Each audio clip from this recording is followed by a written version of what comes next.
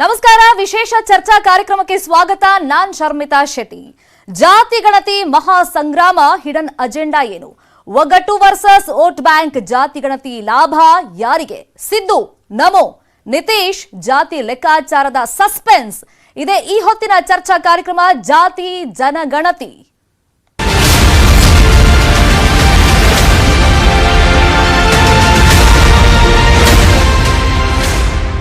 ನಿಮ್ಗೆಲ್ಲ ಗೊತ್ತಿದೆಯೋ ಇಲ್ವೋ, ನಮ್ಮ ದೇಶದಲ್ಲಿ ಜಾತಿ ಗಣತಿ ಅಂತ ಆದಂತ ವರ್ಷ ಯಾವುದು ಅಂತ ಕೇಳಿದ್ರೆ ಅದು ಸ್ವತಂತ್ರ ಪೂರ್ವದಲ್ಲಿ, ಅಂದ್ರೆ 1931ರಲ್ಲಿ ಆಯ್ತು. ಅದಾದ್ಮೇಲೆ ಸ್ವಾತಂತ್ರ್ಯ ಹೋರಾಟ ಅಂತ ಆಯ್ತು. ಅಟ್ಲೀಸ್ಟ್ 1950ಕ್ಕಾದ್ರೂ ಜಾತಿ ಗಣತಿ ಆಯ್ತಾ ಅಂತಂದ್ರೆ ಇಲ್ಲ, ಇಲ್ಲಿ ತನಕ ಆಗೇ ಇಲ್ಲ. ದೇಶವ್ಯಾಪಿ ಈಗ ಮಹಾ ಸಂಗ್ರಾಮಕ್ಕೆ ವೇದಿಕೆ ಸಜ್ಜಾಗಿದೆ.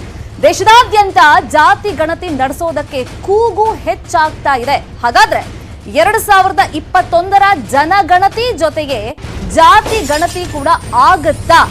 ಜಾತಿ ಗಣತಿಯ ಕಿಚ್ಚು ಹೋರಾಟ ದೇಶಕ್ಕೆ ಹಾಗಾದ್ರೆ ಹಬ್ಬುತ್ತಾ? ಸಿದ್ದರಾಮಯ್ಯ ನಮ್ಮ ರಾಜ್ಯದಲ್ಲಿ ಈ ಬಗ್ಗೆ ಪದೇ ಪದೇ ದನಿ ಎತ್ತುತ್ತಲೇ ಇದ್ದಾರೆ. ತಮ್ಮ ವರದಿ ಬಗ್ಗೆನೂ ಕೂಡ ಹೋದಲ್ಲಿ ಬಂದಲ್ಲಿ ಪ್ರಸ್ತಾಪ ಮಾಡ್ತಲೇ ಇದ್ದಾರೆ. ಈಗ ದೇಶವ್ಯಾಪಿ ಮತ್ತೆ ಈ ಕೂಗು ಎದ್ದೇಳೋದಕ್ಕೆ ಕಾರಣ ಅಂತಂದ್ರೆ ಬಿಹಾರದ ಸಿಎಂ ನಿತೀಶ್ ಕುಮಾರ್ ಅವರ ನಿಯೋಗ. ಪ್ರಧಾನಿ ಮೋದಿ ಅವರನ್ನ ಭೇಟಿ ಮಾಡಿ ಒತ್ತಡವನ್ನ ಹಾಕಿದ್ದಾರೆ ನಿತೀಶ್.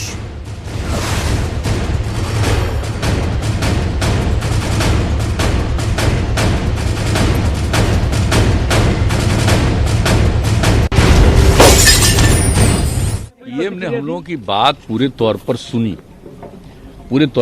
है, सब लोगों की बात सुनी, और ऐसा नहीं है कि वो कोई नहीं सुन रहे थे, पूरे तौर पर सुना, और सब लोगों ने इस चीज के पक्ष में जो एक एक बात कही, हर तरह की बातें जो रखी है, तो उसको ध्यान से सुने हैं, और हम लोगों को उम्मीद है कि इन सब चीजों पर भी गौर करेंगे, ये करेंगे। अभी इसके बारे में उन्होंने कोई डिनाई नहीं किया है, हम लोगों की बात को डिनाई नहीं किया, हम लोगों की बात उन्होंने सुना, और हम लोगों ने कहा कि इस पर निश्चित रूप से विचार करके इसके बारे में आप निर्णय लीजिए, ये हम सब लोगों ने कहा। पीएम ने हम लोगों की बात पूरे तौर पर सुनी है, सब लोगों की बात सुनी, और ऐसा नहीं है कि वो कोई नहीं सुन रहे थे, पूरे तौर पर सुना, और सब लोगों ने इस चीज के पक्ष में जो एक एक बात कही। ಹಾಗಾದ್ರೆ ಈ ಜಾತಿ ಗಣತಿ ಅನ್ನೋದು ಯಾತಕ್ಕೋಸ್ಕರ ಬೇಕು ನೋಡಿ? ಆರ್ಥಿಕವಾಗಿ, ಸಾಮಾಜಿಕವಾಗಿ, ಶೈಕ್ಷಣಿಕವಾಗಿ ಯಾವ ವರ್ಗದಲ್ಲಿ ಹಿಂದುಳಿದಿದ್ದಾರೆ ಅಂತವರ ಅಭಿವೃದ್ಧಿಗೆ ಹಾಗಾದ್ರೆ ಜಾತಿ ಗಣತಿ ಬೇಕಾಗುತ್ತಾ? ಈಗ ರಾಜಕೀಯ ಲೆಕ್ಕಾಚಾರಕ್ಕೆ ಜಾತಿ ಗಣತಿ ದಾಳವಾಗ್ತಾ ಇದೆಯಾ? ಯಾಕಂದ್ರೆ ತುಂಬಾ ಜನ ಇವಾಗ ಇದ್ರ ಬಗ್ಗೆ ಚರ್ಚೆಯನ್ನ ಎತ್ತುತ್ತಿರೋದು, ದನಿಯನ್ನ ಎತ್ತುತ್ತಿರೋದು. ವರದಿ ಅಂತ ಮಾಡಿಸ್ತಾರೆ, ವರದಿ ಅಂತ ಮಾಡಿದ ಮೇಲೆ ಸರ್ಕಾರ ಅದನ್ನ ಓಪನ್ ಕೂಡ ಮಾಡೋದಕ್ಕೆ ಹೋಗಲ್ಲ, ಅಥವಾ ಅದನ್ನ ರೀಫ್ರೇಮ್ ಮಾಡಿ ಅಂತಾನು ಕೂಡ ಹೇಳೋದಿಲ್ಲ, ರಿಜೆಕ್ಟ್ ಮಾಡೋದು ಇಲ್ಲ. ಸೊ ಈ ತರ ಜನರ ಟ್ಯಾಕ್ಸ್ ದುಡ್ಡಲ್ಲಿ ಇವರೊಂದು ವರದಿ ಅಂತ ಮಾಡಿಸ್ಕೊಂಡ ಮೇಲೆ ಅದಕ್ಕೇನಾದ್ರೂ ಒಂದು ತಾರ್ಕಿಕ ಅಂತ್ಯ ಅಂತ ಇರಬೇಕಲ್ವಾ? ಅದು ಆಗ್ತಾ ಇಲ್ಲ. ಇತ್ತೀಚಿನ ರಾಜಕೀಯ ಬೆಳವಣಿಗೆಗಳನ್ನ ಒಂದಿಷ್ಟು ನೋಡಿದಾಗ ಕೇವಲ ಈ ಜಾತಿ ಅನ್ನೋದು ರಾಜಕೀಯದ ಅಸ್ತ್ರವಾಗಿ ಮಾತ್ರ ಪ್ರಯೋಗ ಆಗ್ತಾ ಇದೆ. ಒಂದು ಜಾತಿ, ಮತ್ತೊಂದು ಸಮುದಾಯ, ಈ ವಿಚಾರದಲ್ಲಿ ಅನುಕಂಪ ಕೂಡ ವ್ಯಕ್ತವಾಗ್ತಾ ಇರುತ್ತೆ. ಪದೇ ಪದೇ ಅದನ್ನ ನಾವು ನೋಡಿದೀವಿ. ಈಗ ಹಿಂದುಳಿದ ವರ್ಗಗಳನ್ನೇ ಟಾರ್ಗೆಟ್ ಮಾಡ್ತವೆ ಪಕ್ಷಗಳು ಇತ್ತೀಚಿನ ರಾಜಕೀಯ ಬೆಳವಣಿಗೆಗಳನ್ನ ನೋಡಿದಾಗ. ಸೊ ಅದು ಸಾಕ್ಷಿಯಾಗಿ ನಿಲ್ಲುತ್ತೆ.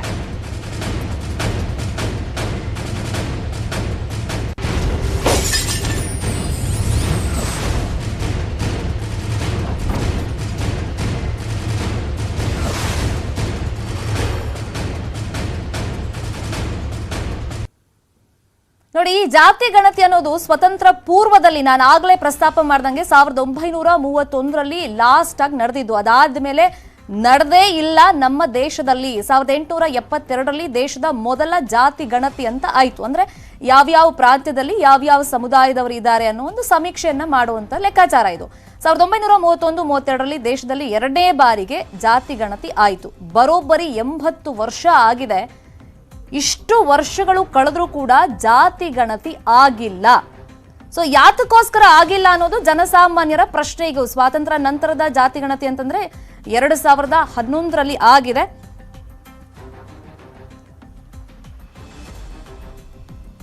ಇದೇ ವಿಚಾರವಾಗಿ ನಾನು ಚರ್ಚೆಯನ್ನು ಆರಂಭ ಮಾಡ್ತಾ ಇದ್ದೀನಿ. ನಮ್ಮ ಜೊತೆ ನೇರ ಸಂಪರ್ಕದಲ್ಲಿ ಜಾಯಿನ್ ಆಗಿದ್ದಾರೆ ಕಾಂಗ್ರೆಸ್ ಮುಖಂಡರಾಗಿರುವಂತಹ VR ಸುದರ್ಶನ್ ಅವರು. ಸರ್ ನಮಸ್ಕಾರ, ಕಾರ್ಯಕ್ರಮಕ್ಕೆ ಸ್ವಾಗತ. ನಿಮಗೆ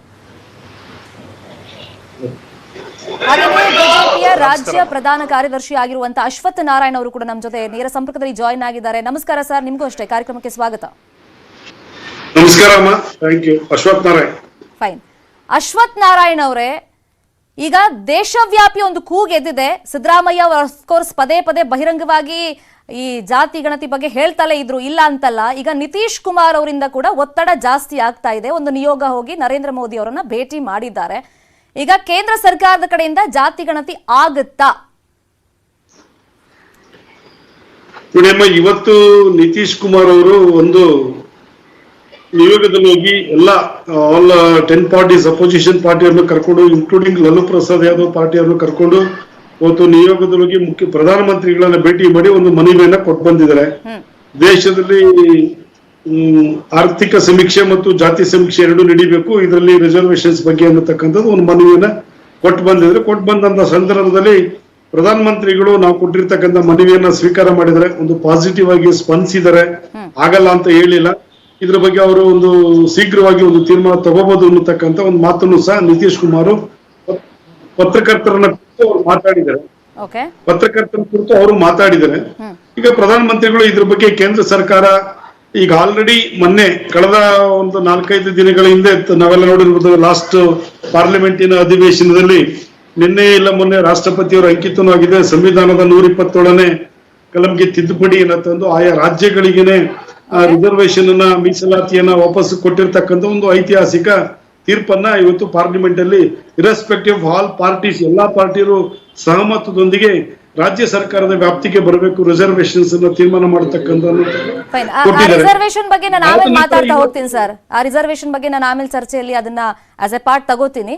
ಹಾಗೆ ಸಂಪರ್ಕದಲ್ಲಿ ಸುದರ್ಶನ್ ಅವರೇ, ಈಗ ನೋಡಿ, ಸಿದ್ದರಾಮಯ್ಯ ಅವರೊಂದು ವರದಿಯನ್ನ ತಯಾರು ಮಾಡಿಸಿದ್ರು. ಕಾಂತರಾಜು ಅವರು ಆ ವರದಿಯನ್ನ ಸಿದ್ಧಪಡಿಸಿದ್ರು, ಸರ್ಕಾರಕ್ಕೂ ಸಲ್ಲಿಕೆ ಮಾಡಿದ್ರು. ಯಾರ ದುಡ್ಡಲ್ಲಿ? ನಮ್ಗಳ ದುಡ್ಡು. ಹತ್ತತ್ರ 200 ಕೋಟಿ, 185 ಕೋಟಿ ಎಕ್ಸಾಕ್ಟ್ಲಿ ಅಂದ್ರೆ ಹತ್ತತ್ರ 200 ಕೋಟಿ ಅಂತ ನಾವು ಅದನ್ನ ಕನ್ಸಿಡರ್ ಮಾಡೋಣ. ಈಗ ನಮ್ಮ ದುಡ್ಡಲ್ಲಿ ಒಂದು ಸಮೀಕ್ಷೆ ಆಯ್ತು, ಆ ವರದಿಯನ್ನ ಓಪನ್ನೇ ಮಾಡ್ಲಿಲ್ಲ, ಅದು ಹಂಗೆ ಸೈಡಲ್ಲಿ ಬಿದ್ದಿದೆ ಅಂದ್ರೆ ಇದಕ್ಕೇನ್ ಅರ್ಥ?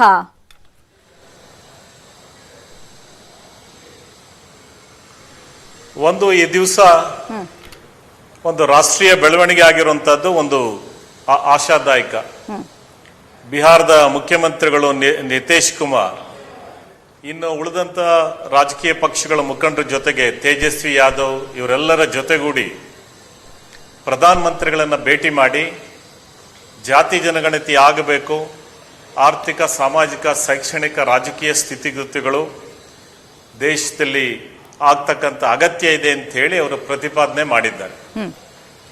ಬೇಸಿಕ್ ಆಗಿ ನಿತೀಶ್ ಕುಮಾರ್ ಜಯಪ್ರಕಾಶ್ ನಾರಾಯಣರ ಚಳವಳಿನಲ್ಲಿ, ರಾಮ್ ಮನೋಹರ್ ಲೋಹಿಯಾರ್ ಅವರ ವಿಚಾರಧಾರೆಗಳಲ್ಲಿ, ಸಮಾಜವಾದದ ಹಿನ್ನೆಲೆಯಲ್ಲಿ ಅವರು ತಮ್ಮ ರಾಜಕಾರಣವನ್ನು ಪ್ರಾರಂಭ ಮಾಡಿರ್ತಕ್ಕಂಥ ಒಬ್ಬ ಮುಖಂಡ. ರಾಮ್ ಮನೋಹರ್ ಲೋಹಿಯಾ ಕೂಡ ಬಹಳ ಕಡಿಮೆ ಸಮಯ ಪಾರ್ಲಿಮೆಂಟ್ ಅಲ್ಲಿ ಒಬ್ಬ ಸದಸ್ಯರಾಗಿದ್ದಂಥವರು. ಆದ್ರೆ ಬಹಳ ದೊಡ್ಡ ಇಂಪ್ಯಾಕ್ಟ್ ಅನ್ನ ಪಾರ್ಲಿಮೆಂಟ್ ಅಲ್ಲಿ ಅವರು, ಅದರಲ್ಲೂ ವಿಶೇಷವಾಗಿ ದೇಶದ ಪ್ರಗತಿ ಬಗ್ಗೆ, ಹಿಂದುಳಿದ ವರ್ಗಗಳ ಬಗ್ಗೆ ಅನೇಕ ಉತ್ತಮವಾದಂತಹ ಮಾಹಿತಿಗಳನ್ನು ನಾನು ಸಿದ್ದರಾಮಯ್ಯ ಅವ್ರ ವಿಚಾರ ಪ್ರಸ್ತಾಪ ಮಾಡಿದೆ, ನಮ್ಮ ಟ್ಯಾಕ್ಸ್ ದುಡ್ಡನ್ನ ಪ್ರಸ್ತಾಪ ಮಾಡಿದೆ, ಅದ್ರ ಬಗ್ಗೆ ಉತ್ತರ ಕೊಡಿ ಸರ್. ಬರ್ತೀನಮ್ಮ, ನಿಮಗೆ ಅರೆ ಇನ್ನು ಸಮಯ ಇದೆ ಅಲ್ವಾ, ಬರ್ತೀನಿ. ಅಲ್ಲಿ ಬಂದು ಇಲ್ಲಿ ಬರ್ಬೇಕಾಗತ್ತೆ. ಅದಕ್ಕೆ ಸ್ಫೂರ್ತಿ ಯಾವುದು ಅಂತ ಹೇಳಿದ್ರೆ ಕರ್ನಾಟಕದ್ದೇ.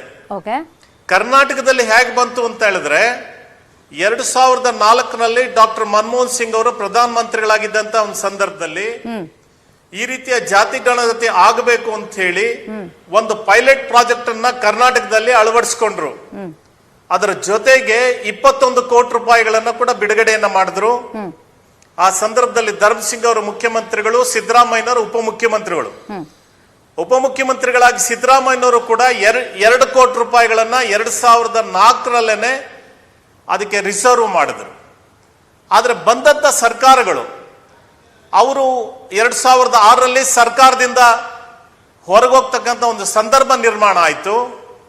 ಆಮೇಲೆ ಬಂದಂತ ಬೇರೆ ಬೇರೆ ಸರ್ಕಾರಗಳು, ಅದು JDS ಸರ್ಕಾರ ಇರ್ಬೋದು, ಬಿಜೆಪಿ ಸರ್ಕಾರ ಇರ್ಬೋದು, ಸಮ್ಮಿಶ್ರ ಸರ್ಕಾರಗಳಿರ್ಬೋದು, ಆ ಸರ್ಕಾರಗಳು ಇದ್ರ ಕಡೆಗೆ ಗಮನ ಹರಿಸಲಿಲ್ಲ. 2013ರಲ್ಲಿ ಕರ್ನಾಟಕದ ಜನರ ಆಶೀರ್ವಾದ ಕಾಂಗ್ರೆಸ್ ಬಗ್ಗೆ ಮತ್ತು ಸಿದ್ದರಾಮಯ್ಯನವರು ಮುಖ್ಯಮಂತ್ರಿಗಳಾದ ನಂತರ ಅವರು ಇದ್ರ ಬಗ್ಗೆ ವಿಶೇಷವಾದಂತಹ ಒಂದು ಕಾಳಜಿಯನ್ನ ತೆಗೆದುಕೊಂಡು, ಓಕೆ, ಆ ಕಾಳಜಿ ಯಾಕೆ ಅಂತ ಹೇಳಿದ್ರೆ ಇದೊಂದು ಸಾಮಾಜಿಕ ನ್ಯಾಯದ ಪ್ರಶ್ನೆ. ಇದು 1931ರಲ್ಲಿ ಏನು ದೇಶದಲ್ಲಿ ಬ್ರಿಟಿಷರ ಸರ್ಕಾರ ಇದ್ದಂತ ಒಂದು ಸಂದರ್ಭದಲ್ಲಿ ಸಮೀಕ್ಷೆ ಆದ್ಮೇಲೆ ಬೇರೆ ಯಾವುದೇ ರೀತಿಯ ಜಾತಿ ಜನಗಣತಿ ಸಮೀಕ್ಷೆ ಆಗಿರ್ಲಿಲ್ಲ. ಹೌದು. ಸುಪ್ರೀಂ ಕೋರ್ಟ್ ಅವರು ಕೇಂದ್ರ ಸರ್ಕಾರಗಳನ್ನ, ರಾಜ್ಯ ಸರ್ಕಾರಗಳನ್ನ ಪುನಃ ಪುನಃ ಕೇಳ್ತಾ ಬಂದ್ರು. ನೀವು ಹಿಂದುಳಿದ ವರ್ಗಗಳಿಗೆ ಮೀಸಲಾತಿಯನ್ನ ಕೊಡಬೇಕು ಅಂತ ಹೇಳ್ತೀರಿ, ಸಾಮಾಜಿಕವಾದಂತ, ಶೈಕ್ಷಣಿಕವಾದಂತ, ಆರ್ಥಿಕ, ರಾಜಕೀಯ ಸ್ಥಿತಿಗತಿಗಳು ಗೊತ್ತಾಗಬೇಕಾದ್ರೆ ನಿಮ್ಮಲ್ಲಿ ಸರಿಯಾದಂತ ಅಂಕಿಅಂಶಗಳೇ ಇಲ್ಲದೆ ಹೋದ್ರೆ, ಕೇವಲ ಸ್ಯಾಂಪಲ್ ಸರ್ವೆಗಳ ಮೇಲೆ ಆಧಾರದ ಮೇಲೆ ನೀವು ಎಷ್ಟು ಕಾಲ ಈ ರೀತಿಯಾಗಿ ಮಾತಾಡ್ಕೊಂಡು ಹೋಗ್ತೀರಿ, ಅದಕ್ಕೆ ನಿಜವಾದಂತ ಅರ್ಥ ಬರೋದಿಲ್ಲ, ಮಹತ್ವ ಬರೋದಿಲ್ಲ, ಆಗಿರ್ತಕ್ಕಂಥ ಅನ್ಯಾಯವನ್ನ ಸರಿಪಡಿಸಕ್ಕಾಗೋದಿಲ್ಲ. ಹಾಗಾಗಿ ಇದ್ರ ಬಗ್ಗೆ ಕ್ರಮ ತಗೊಳ್ಳಿ ಅಂತೇಳಿ ಸುಪ್ರೀಂ ಕೋರ್ಟ್ ಅವರು ಹೇಳಿದ್ದಾರೆ. ಈ ಹಿನ್ನೆಲೆಯಲ್ಲಿ ಸುಮಾರು 180 ಕೋಟಿ ರೂಪಾಯಿಗಳನ್ನ ಸಿದ್ದರಾಮಯ್ಯನವರು ಮುಖ್ಯಮಂತ್ರಿಗಳಾಗಿ ಕರ್ನಾಟಕ ಸರ್ಕಾರದಲ್ಲಿ ಸಾರ್ವಜನಿಕರ ಹಣವನ್ನ, ಏನು ಏರುಪೇರುಗಳಿದ್ದಾವೆ ಸಮಾಜದಲ್ಲಿ, ಈ ಏರುಪೇರುಗಳು ಸರಿ ಹೋಗಬೇಕು. ಇದರ ಆಧಾರದ ಮೇಲೆ ಬಂದಂತ ಅಂಕಿಅಂಶಗಳು, ಯಾರೆಲ್ಲ ಯಾವ್ಯಾವ ಸ್ಥಿತಿಗತಿಗಳಲ್ಲಿದ್ದಾರೆ, ಸಾಮಾಜಿಕವಾದಂತಹ ಸ್ಥಿತಿಗತಿಗಳೇನು, ರಾಜಕೀಯವಾದಂತಹ ಸ್ಥಿತಿಗತಿಗಳೇನು, ಆರ್ಥಿಕವಾದಂತ ಸ್ಥಿತಿಗಳೇನು, ಶೈಕ್ಷಣಿಕವಾದಂತ ಸ್ಥಿತಿಗತಿಗಳೇನು, ಬಜೆಟ್ ಅನ್ನ ಮಾಡುವಂತ ಒಂದು ಸಂದರ್ಭದಲ್ಲಿ ಈ ವರದಿ ಪ್ರಯೋಜನ ಆಗುತ್ತೆ ಅನ್ನೋ ಕಾರಣಕ್ಕೆ ಈ ಸಮೀಕ್ಷೆಯನ್ನ ಅವರು ಕೈಗೊಂಡ್ರು. ಈ ಸಮೀಕ್ಷೆ ಕೇವಲ ಹಿಂದುಳಿದ ಜನರ ಸಮೀಕ್ಷೆ ಮಾಡಿಲ್ಲ, ಕರ್ನಾಟಕದ ಕೈಗೆತ್ಕೊಳ್ತಾರ ಅಂತ ಬಿಜೆಪಿ ಅವ್ರನ್ನ ಕೇಳೋಣ. ಸುದರ್ಶನ್ ಅವರೇ, ಅಶ್ವಥ್ ನಾರಾಯಣ ಅವರೇ, ಎಷ್ಟು ಕೋಟಿ ಹಣವನ್ನ ವ್ಯಯಿಸಿ ಖರ್ಚು ಮಾಡಿ ಒಂದು ಆಯೋಗ ಅಂತ ರಚನೆ ಮಾಡಿ, ನಿಯೋಗ ಅಂತ ಮಾಡಿ ಒಂದು ವರದಿ ರೆಡಿ ಮಾಡಿದಾರಲ್ಲ, ಅದನ್ನ ತಗೊಳುತ್ತಾ ಬಿಜೆಪಿ ಸರ್ಕಾರ? ಇನ್ಫ್ಯಾಕ್ಟ್ ಇವತ್ತು ಸಿಎಂ ಮಾತಾಡ್ತಾ ನಾನು ಕೇಳಿಸ್ಕೊಳ್ತಾ ಇದೆ, ಇದು ಕೋರ್ಟ್ ನಲ್ಲಿದೆ, ಹಾಗಾಗಿ ಇದ್ರ ಬಗ್ಗೆ ಜಾಸ್ತಿ ಮಾತಾಡಕ್ ಬರಲ್ಲ ಅಂದ್ರು. ಅಂತ ಕಾಂಟ್ರವರ್ಸಿ ಆಗೋ ತರ ಕೋರ್ಟ್ ಯಾವುದೇ ಆದೇಶ ಆಗ್ಲಿ ಅಥವಾ ತೀರ್ಪಲ್ಲಿ ಉಲ್ಲೇಖ ಮಾಡಿರೋದಾಗ್ಲಿ ಅಂತ ವಿಚಾರಣೆ ಕೋರ್ಟ್ ಅಲ್ಲಿ ನಡೀತಾ ಇಲ್ಲ. ಇದು ಜೊತೆನಲ್ಲಿ ಮುಖ್ಯಮಂತ್ರಿ ಹೇಳಿರೋದನ್ನ ನೋಡದೆ ಇವತ್ತು ಇದು ಕೋರ್ಟ್ ಅಲ್ಲಿ ಮ್ಯಾಟರ್ ಇದೆ, ಮಧ್ಯದಲ್ಲಿ ನಾವೇನು ಹೇಳಲಿಕ್ಕೆ ಆಗಲ್ಲ ಅನ್ನತಕ್ಕ ಉಲ್ಲೇಖವನ್ನ ಮಾನ್ಯ ಮುಖ್ಯಮಂತ್ರಿಗಳು ಮಾತಾಡಿದ್ದಾರೆ. ಜೊತೆನಲ್ಲಿ ಇದು ನೋಡಿ, ಈ ಸಿದ್ದರಾಮಯ್ಯನವರು, ಸುದರ್ಶನ್ ಅವರು ಹೇಳಿದಂಗೆ ಸಿದ್ದರಾಮಯ್ಯನವರು ಇದನ್ನ ಪ್ರಾರಂಭ ಮಾಡಿದ್ರು. ಇನ್ನು 180 ಕೋಟಿ, ಅದರಲ್ಲಿ 153 ಕೋಟಿಯನ್ನ ಖರ್ಚಾಗಿದೆ ಅನ್ನತಕ್ಕಂಥದ್ದು ಮಾಹಿತಿ ಇದೆ. ಖರ್ಚು ಮಾಡಿ 2015ರಲ್ಲಿ ಇದನ್ನ ಕಮಿಟಿಯನ್ನ ಕಾನ್ಸ್ಟಿಟ್ಯೂಟ್ ಮಾಡೋರು, ಒಂದು ಆಯೋಗವನ್ನು ರಚನೆ ಮಾಡಿ 16ರಲ್ಲಿ ಪ್ರಾರಂಭ ಮಾಡಿ, ಅವರ ಸಿದ್ದರಾಮಯ್ಯ ಸರ್ಕಾರದ ಅವಧಿನಲ್ಲೇನೆ ಇದು ಪೂರ್ಣ ಮಾಡಿ ಸರ್ಕಾರಕ್ಕೆ ಇದು ವರದಿಯನ್ನ ತಲುಪು ಕೊಡಬೇಕು, ಸರ್ಕಾರ ಇದ್ರ ಬಗ್ಗೆ ಕ್ರಮ ತಗೋಬೇಕು ಅಂತೇಳಿ ವರದಿಯನ್ನ ಕೊಡೋದಕ್ಕಿಂತ ಮುಂಚೆನೆ ಏನಾಯ್ತು, ಎಲ್ಲ ಒಂದ್ ಕಡೆ ವರದಿ ಲೀಕ್ ಆಗಿ ರಾಜ್ಯದಲ್ಲಿ ಪ್ರಬಲ ಕೋಮುಗಳಾದ ಲಿಂಗಾಯತ, ಒಕ್ಕಲಿಗ ಸಮಾಜಕ್ಕಿಂತಲೂ ಜಾಸ್ತಿಯಾಗಿ SC ST ಜನಾಂಗ ಜಾಸ್ತಿ ಇದೆ ಅಂತೇಳಿ ಒಂದ್ ರೀತಿ ಪತ್ರಿಕೆಗಳಲ್ಲಿ, ಮಾಧ್ಯಮಗಳ ಒಂದ್ ರೀತಿ ವಿಷಯ ಲೀಕ್ ಔಟ್ ಆದ್ಮೇಲೆ ಪ್ರಬಲ ಕೋಮಿನ ವಿರುದ್ಧವಾಗಿ ನಾವು ನಿಂತ್ಕೊಂಡಂಗಾಗುತ್ತೆ, ಬೇಡ ಅಂತ ಹೇಳಿ ಕಾಂಗ್ರೆಸ್ ಅಲ್ಲೇ ಗೊಂದಲ ಪ್ರಾರಂಭ ಆಗಿ, ಅದು MB ಪಾಟೀಲ್ ಅವ್ರು ಆಗ್ಬೋದು, ಬೇರೆ ಬೇರೆಲ್ಲ ಗಲಾಟೆ ಮಾಡಿದ್ಮೇಲೆ ಆ ರಿಪೋರ್ಟ್ ನ ಇವರು ವಿಧಾನಸಭೆಯಲ್ಲಿ ಚರ್ಚೆಗೆ ಇರ್ಲಿಲ್ಲ, ಟೇಬಲ್ ಮಾಡ್ಲಿಲ್ಲ. ಓಕೆ, ಅದಾದ್ಮೇಲೆ ಏನಾಯ್ತು, ಸರ್ಕಾರ ಹೋಯ್ತು. ಸರ್ಕಾರ ಹೋದ್ಮೇಲೆ ಮತ್ತೆ ಸಮ್ಮಿಶ್ರ ಸರ್ಕಾರ ಬಂತು. ಬಿಜೆಪಿನ ದೂರ ಇಡಬೇಕು ಅನ್ನೋ ಕಾರಣಕ್ಕೋಸ್ಕರ ತಮ್ಮ ಸಿದ್ಧಾಂತಗಳನ್ನೆಲ್ಲ ಮರೆತು ಕಾಂಗ್ರೆಸ್ JDS ಒಂದಾಗಿ ಮುಖ್ಯಮಂತ್ರಿಯಾಗಿ ಕುಮಾರಸ್ವಾಮಿ ಅವರನ್ನ ತೆಗೆದುಕೊಂಡ್ಬಂದ್ರು. ಕುಮಾರಸ್ವಾಮಿ ಅವರು ತೆಗೆದುಕೊಂಡ್ಬಂದಾಗ 18 ತಿಂಗಳ ಕಾಲ ಮುಖ್ಯಮಂತ್ರಿಗಳಾಗಿರೋ ಕಾಂಗ್ರೆಸ್ಸಿನ ಬೆಂಬಲದಿಂದ ಅವತ್ತಿಗೂ ಈ ವಿಷಯವನ್ನು ಚರ್ಚೆಗೆ ತೆಗೆದುಕೊಂಡ್ಬರ್ಲಿಲ್ಲ. ಅದಾದ್ಮೇಲೆ ಈಗ ಸರ್ಕಾರ ಬಿಜೆಪಿಯ ಸರ್ಕಾರ ಇದೆ. ಬಿಜೆಪಿಯ ಸರ್ಕಾರ ಬಂದ್ಮೇಲೆ ಸಿದ್ದರಾಮಯ್ಯನವರು ಇವಾಗ ಒಂದ್ ರೀತಿ ನಿರುದ್ಯೋಗಿಯಾಗಿ ಕೂತಿದ್ದಾರೆ. ಎಲ್ಲ ಒಂದ್ ಕಡೆ ಯಾವ್ದಾನ ಒಂದು ವಿಷಯದಲ್ಲಿ ಚರ್ಚೆಯಲ್ಲಿ ಇರಬೇಕು ಅನ್ನೋ ದೃಷ್ಟಿಯಿಂದ ಏನ್ ಮಾಡಿದ್ರೆ, ಇವತ್ತು ಜಾತಿ ಗಣತಿ ಆಗಿರ್ತಕ್ಕಂಥದ್ದು ಬಿಡುಗಡೆ ಮಾಡಬೇಕು ಅನ್ನತಕ್ಕಂಥ ಜನಸಾಮಾನ್ಯರಾಗಿ ನಾವು ಕೇಳೋದು, ನೀವಂದ್ರಿ ವರದಿ ಲೀಕ್ ಆಯ್ತು, ಅದನ್ನ ಘೋಷಣೆ ಮಾಡಕ್ ಹೋಗ್ಲಿಲ್ಲ, ಮತ್ತೆ ಕಾಂಟ್ರವರ್ಸಿ ಆಗುತ್ತೆ ಅಂತ ಹೇಳ್ಬಿಟ್ಟು, ಮತ್ತೆ ಅದನ್ನ ರೀಫ್ರೇಮ್ ಮಾಡಿಸಬಹುದಾಗಿತ್ತು, ಆ ಕೆಲಸ ಮಾಡಬಹುದಿತ್ತು. ಈ ಕೋಟಿ ಕೋಟಿ ಹಣ ಖರ್ಚು ಮಾಡಿದ್ರೆ ರೀಫ್ರೇಮ್ ಮಾಡ್ಸಕ್ಕೆ ಎಷ್ಟು ಹಣ ಖರ್ಚಾಗುತ್ತೆ? ಅಟ್ ದ ಸೇಮ್ ಟೈಮ್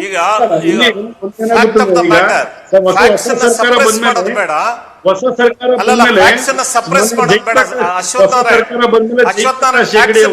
ಸರ್ಕಾರ ಆಯೋಗದ ಅಧ್ಯಕ್ಷರಾಗಿದ್ದಾರೆ ಜಯಪ್ರಕಾಶ್ ಹೆಗಡೆ ಅವರು. ಆಯೋಗದ ಆಯೋಗದ ಅಧ್ಯಕ್ಷರು ಅವ್ರೇನ್ ಹೇಳಿದ್ದಾರೆ, ನಾನು ಈ ರಿಪೋರ್ಟ್ ನ ಪೂರ್ಣ ಪ್ರಮಾಣದಲ್ಲಿ ರಿಪೋರ್ಟ್ ನ ಪೂರ್ಣ ಪ್ರಮಾಣದಲ್ಲಿ ಸ್ಟಡಿ ಆದ್ಮೇಲೆ ಈಗ ನಮ್ಮ ಸರ್ಕಾರದಲ್ಲಿ ಅವರು ಜಯಪ್ರಕಾಶ್ ಹೆಗಡೆ ಅವರು ಅಧ್ಯಕ್ಷರಾಗಿದ್ದಾರೆ. ರಿಪೋರ್ಟ್ ನ ಸ್ಟಡಿ ಮಾಡಿದ್ಮೇಲೆ ನಾನು ಇದನ್ನ ಏನ್ ಮಾಡ್ಬೇಕು ಮತ್ತೆ ಇದನ್ನ ಯಾವ ರೀತಿ ಸಬ್ಮಿಟ್ ಮಾಡ್ಬೇಕು ಅನ್ನೋಂಥದ್ದು ಯೋಚನೆ ಮಾಡಿ ಅವ್ರ ಕಾಲವನ್ನ ಕೇಳಿದ್ರು. ಹಂಗಾಗಿ ಈಗ ಅದು ಮಾನ್ಯ ಆಯೋಗದ ಅಧ್ಯಕ್ಷರಾಗಿರ್ತಕ್ಕಂಥ ಜಯಪ್ರಕಾಶ್ ಹೆಗಡೆ ಅವರ ಅಂಗಳದಲ್ಲಿ ಆಯೋಗದ ರಿಪೋರ್ಟ್ ಇದೆ. ಅವ್ರು ಸ್ಟಡಿ ಮಾಡಿ ರಿಪೋರ್ಟ್ನ ನಾನು ಏನ್ ಮಾಡ್ಬೇಕು ಅನ್ನತಕ್ಕಂಥದ್ದು ಅವ್ರ ಸಮಯವನ್ನ ಕೇಳಿದಾರೆ. ಈಗ ಅಲ್ಲಿದೆ ಅದು.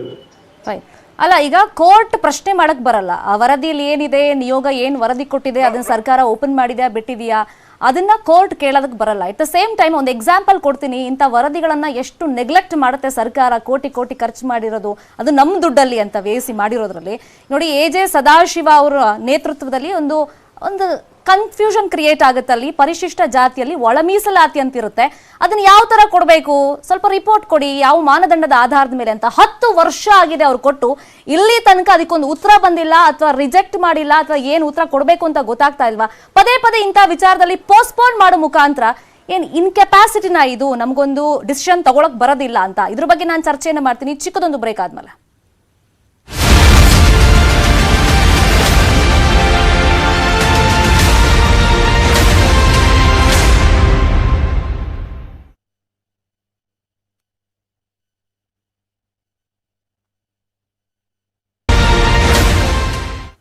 Welcome back. ಜಾತಿ ಗಣತಿ ವರದಿ ಬಗ್ಗೆ ಸಿಎಂ ಬೊಮ್ಮಾಯಿ ಹಾಗೇನೆ ಸಚಿವ ಕೋಟಾ ಶ್ರೀನಿವಾಸ್ ಪೂಜಾರಿ ಮಾತನಾಡಿದ್ದಾರೆ, ನೋಡೋಣ. Everybody is free to meet Prime Minister and others. The matter is there in the court as well as in front of Backward Class Commission. We are examining it.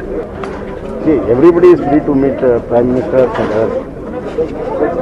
The matter is there in the ಸನ್ಮಾನ್ಯ ಸಿದ್ದರಾಮಯ್ಯನವರು ಜಾತಿ ಜನಗಣತಿಯ ಬಗ್ಗೆ ಅವತ್ತಿನ ಹಿಂದುಳಿದ ವರ್ಗದ ಆಯೋಗದ ಅಧ್ಯಕ್ಷರಾಗಿರುವಂಥ ಕಾಂತರಾಜರಿಗೆ ಜವಾಬ್ದಾರಿಯನ್ನು ಕೊಟ್ಟು ಹಣವನ್ನು ಬಿಡುಗಡೆ ಮಾಡಿರ್ತಾರೆ.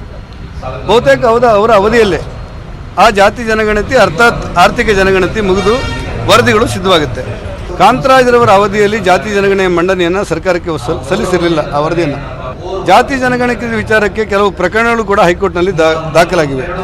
ಜಾತಿ ಜನಗಣತಿ ಇವತ್ತು ರಾಜ್ಯ ಹಿಂದುಳಿದ ವರ್ಗದ ಆಯೋಗದ ಸುಪರ್ದಿಯಲ್ಲಿ ಇರುವುದರಿಂದ, ನನಗಿರುವಂಥ ಮಾಹಿತಿಯಂತೆ ಅದು ಪರಿಶೀಲನೆ ಮಾಡ್ತೇನೆ ಅಂತ ಹೇಳಿರುವುದರಿಂದ ಜಾತಿ ಜನಗಣತಿ ಮತ್ತು ಆರ್ಥಿಕ ಜನಗಣತಿಯ ವರದಿಯನ್ನು ಸರ್ಕಾರಕ್ಕೆ ಸಲ್ಲಿಸುವುದನ್ನು ನಾವು ನಿರೀಕ್ಷೆಯಲ್ಲಿದ್ದೇವೆ. ಸರ್ಕಾರಕ್ಕೆ ಅವರು ಇನ್ನು ಕಾಂಗ್ರೆಸ್ ಜೆಡಿಎಸ್ ಸಮ್ಮಿಶ್ರ ಸರ್ಕಾರವಿದ್ದಾಗಲೂ ಈ ಜಾತಿ ಗಣತಿ ವರದಿ ಮುನ್ನೆಲೆಗೆ ಬಂದಿತ್ತು. ಅಂದಿನ ಸಿಎಂ ಕುಮಾರಸ್ವಾಮಿ, ಅಂದಿನ ಸಚಿವ ಪುಟ್ಟರಂಗ ಶೆಟ್ಟಿ ಪ್ರಸ್ತಾಪ ಮಾಡಿದ್ರು, ಅದಕ್ಕೆ ಬೈದು ಕಳಿಸಿದ್ರಂತೆ ಕುಮಾರಸ್ವಾಮಿ. ಈ ಬಗ್ಗೆ ಸಿದ್ದರಾಮಯ್ಯ ಕುಮಾರಸ್ವಾಮಿ ನಡುವೆ ಜಟಾಪಟಿಯಾಗಿದೆ. ಈಗ ಹಿಂದುಳಿದ ವರ್ಗಗಳ ಇದೆಯಲ್ಲ, ಪರ್ಮನೆಂಟ್ ಬ್ಯಾಕ್ವರ್ಡ್ ಕ್ಲಾಸ್ ಕಮಿಷನ್ ಅವ್ರು ತಯಾರು ಮಾಡಿರ್ತಕ್ಕಂಥ ಸಾಮಾಜಿಕ ಆರ್ಥಿಕ ಸಮೀಕ್ಷೆ ಮತ್ತು ಜಾತಿ ಸಮೀಕ್ಷೆ ಕೂಡ ಈಗ ನಮ್ಮ ಯಾರು ಜೆಡಿಎಸ್ನ ಕುಮಾರಸ್ವಾಮಿ ಹೇಳ್ತಾರೆ, ಸಿದ್ದರಾಮಯ್ಯನೇ ಬರೆಸಿರೋದು ಅದನ್ನ ಅಂತ ಹೇಳ್ತಾರೆ. ಅದಿನ್ನೂ ಬಂದೇ ಇಲ್ಲ ಕೈಗೆ, ಸರ್ಕಾರದ ಕೈಗೆ ಬಂದಿಲ್ಲ. ಪುಟ್ಟರಂಗ ಶೆಟ್ಟಿ ನಾನು ಹೇಳಿದೆ, ನೋಡಪ್ಪ ನಮ್ಮ ಕಾಲದಲ್ಲಿ ಅದು ರೆಡಿ ಇರಲಿಲ್ಲ, ರಿಪೋರ್ಟ್ ತಗೊಳ್ರಿ ನೀವು ಅಂತ ಹೇಳಿದೆ ನಾನು ಇವರಿಗೆ, ಪುಟ್ಟರಂಗ ಶೆಟ್ಟಿಗೆ. ಇದೇ ಕುಮಾರಸ್ವಾಮಿ ಆ ಪುಟ್ಟರಂಗ ಶೆಟ್ಟಿಗೆ ಈಗ ಬೈದು ತಕಬೇಡ ಅಂತ ಎದುರಿಸಿ ತಗೊಳ್ಬಾರ್ದಾಗ ಮಾಡ್ಬಿಟ್ರು. It's a fact.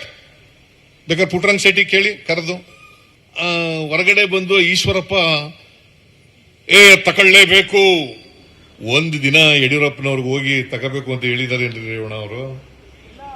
ಹೇಳಪ್ಪ ನೀನು ರೇವಣ್ಣ, ಅದು ತಗೊಳ್ಳಕ್ಕೆ ಯಾಕೆ? ಸಮ್ಮಿಶ್ರ ಸರ್ಕಾರ ಇದ್ದ ಕುಮಾರಸ್ವಾಮಿ ಅವರು ಅದನ್ನು ತಡೆ ಹಿಡಿದ್ರು, ಅವರೇ ಬಿಡುಗಡೆ ಮಾಡಿಲ್ಲ. ಯಾರು ಹೇಳಿದ್ದು? ನನ್ನ ಹತ್ರ ತಂದವರು ಯಾರು?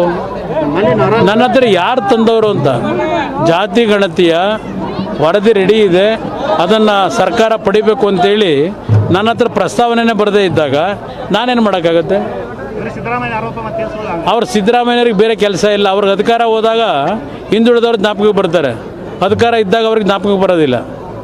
ಅವರೇ ಮಾಡ್ಬೋದಾಗಿತ್ತು. ಕೆಲವು ಪತ್ರಿಕೆಯಲ್ಲಿ ಬಂದಿದೆ ನೋಡಿದೆ. ಅವ್ರ ಕಾಲದಲ್ಲೇ ಸಿದ್ಧ ಆದಂಥ ಆ ಒಂದು ಜಾತಿ ಗಣತಿಯ ವರದಿಯನ್ನು ಅವರೇ ಯಾತಿಗೆ ಬಿಡುಗಡೆ ಮಾಡಲಿಲ್ಲ? ಅವರೇ ಮಾಡ್ಬೋದಾಗಿತ್ತಲ್ಲ. ಅದಕ್ಕೆ ಅವ್ರು ಮಾಡಿರ್ತಕ್ಕಂಥ ತಪ್ಪನ್ನು ಮುಚ್ಕೊಳ್ಳೋದಕ್ಕೆ ಇವತ್ತು ನನ್ನ ಹೆಸರು ತಂದಿದ್ದಾರೆ ಅಷ್ಟೇ.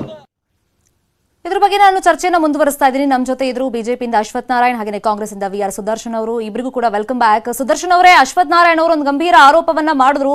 ಇನ್ಫ್ಯಾಕ್ಟ್ ಕುಮಾರಸ್ವಾಮಿ ಅವ್ರ ಬೈಟ್ ಕೂಡ ನೀವು ಕೇಳಿಸ್ಕೊಂಡಿರ್ತೀರಾ ಅಂತ ಭಾವಿಸ್ತೀನಿ. ಯಾಕೆ ವರದಿಯನ್ನ ಬಿಡುಗಡೆ ಮಾಡಲಿಲ್ಲ? ಮತ್ತೆ ಅಶ್ವಥ್ ನಾರಾಯಣ್ ಹೇಳ್ತಾ ಇದ್ರು ಕಾಂಗ್ರೆಸ್ ಅಲ್ಲೇ ಅದಕ್ಕೊಂದು ಅಪಸ್ವರ ಎದ್ದೇಳ್ತು.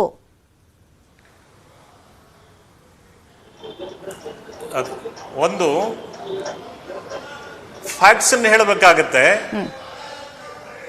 ವರದಿ ಪರ್ಮನೆಂಟ್ ಬ್ಯಾಕ್ವರ್ಡ್ ಕ್ಲಾಸ್ ಕಮಿಷನ್ ಅವತ್ತೇನು ಕಾಂತರಾಜ್ ಅಧ್ಯಕ್ಷರಾಗಿದ್ರು, ಈ ಸಂದರ್ಭದಲ್ಲಿ ಜಯಪ್ರಕಾಶ್ ಹೆಗಡೆ ಆಗಿದ್ದಾರೆ. ಅದು ಕೂಡ ಇಟ್ಸ್ ಆಲ್ಸೋ ಗುಡ್ ಚಾಯ್ಸ್. ಅವರು ಕೂಡ ತಿಳುವಳಿಕೆ ಇದೆ, ಅಸೆಂಬ್ಲಿ ಮೆಂಬರ್ ಆಗಿದ್ರು, ಸಚಿವರಾಗಿದ್ರು, ಪಾರ್ಲಿಮೆಂಟ್ ಮೆಂಬರ್ ಆಗಿದ್ದಾರೆ, ಅಂಡ್ ಬೇಸಿಕ್ ಆಗಿ ಅನ್ ಅಡ್ವೊಕೇಟ್. ಹಾಗಾಗಿ ಇವತ್ತು ಪರ್ಮನೆಂಟ್ ಬ್ಯಾಕ್ವರ್ಡ್ ಕ್ಲಾಸ್ ಕಮಿಷನ್ ಹೇಗೆ ರಚನೆ ಆಗಿದೆ, ಸಿದ್ದರಾಮಯ್ಯನವರು ಅಥವಾ ಇನ್ಯಾರೋ ಒಬ್ಬ ಮುಖ್ಯಮಂತ್ರಿಗಳು ಕಾನ್ಸ್ಟಿಟ್ಯೂಟ್ ಮಾಡಿರುವಂತದ್ದು ಇರಬಹುದು. ಅದಕ್ಕೆ ಸುಪ್ರೀಂ ಕೋರ್ಟಿನ ಆದೇಶ ಇದೆ, ಒಂದು ಸಂವಿಧಾನಬದ್ಧವಾದಂತ ಮಾನ್ಯತೆ ಇದೆ. ಅದಕ್ಕೆ ಅಲ್ಲಿನ ರೆಕಮೆಂಡೇಶನ್ಸ್ ಕೂಡ, ಅಬ್ಸರ್ವೇಷನ್ಸ್ ಕೂಡ ಬಹಳ ಮುಖ್ಯ ಆಗುತ್ತೆ.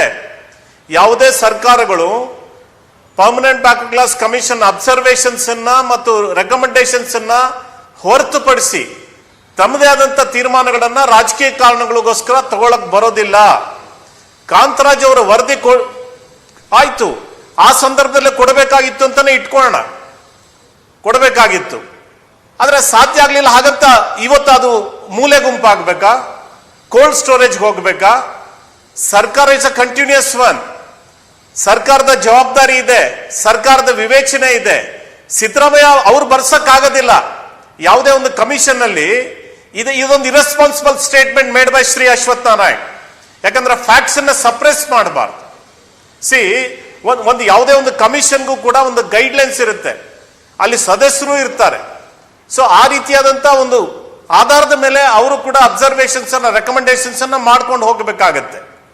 ಇನ್ನು ಕುಮಾರಸ್ವಾಮಿ ಅವರು ಹೇಳಿಕೆ ಮಾಡ್ತಕ್ಕಂಥದ್ದು, ಮತ್ತೆ ಯಡಿಯೂರಪ್ಪನವರು ಬಂದ್ರು, ಅವರು ಮುಖ್ಯಮಂತ್ರಿಗಳಾಗಿದ್ರು, ಅವರು ಗಮನ ಹರಿಸಬೇಕಾಗಿತ್ತು. ಅಟ್ಲೀಸ್ಟ್ ನೀವು ವರದಿಯನ್ನ ತಗೊಳ್ಳಿ, ಆ ವರದಿಲಿರುವಂತ ಎಲ್ಲಾ ಅಂಶಗಳನ್ನು ಕೂಡ ಸರ್ಕಾರ ಒಪ್ಕೋಬೇಕು ಅಂತ ಏನಿಲ್ಲ. ಕೆಲವು ವಿಷಯಗಳನ್ನ ಒಪ್ಕೊಳ್ಬಹುದು, ಕೆಲವು ವಿಷಯಗಳನ್ನ ತತ್ಕ್ಷಣಕ್ಕೆ ಒಪ್ಕೊಳ್ಳಕ್ ಸಾಧ್ಯ ಆಗದೆ ಹೋಗ್ಬೋದು. ಮುಂದಿನ ಕೆಲವು ಹಂತಗಳಲ್ಲಿ ಫೇಸ್ ಮ್ಯಾನರ್ ಅಲ್ಲಿ ಆ ರೆಕಮೆಂಡೇಶನ್ಸ್ ಅನ್ನು ಅಳವಡಿಸಿಕೊಳ್ಬಹುದು.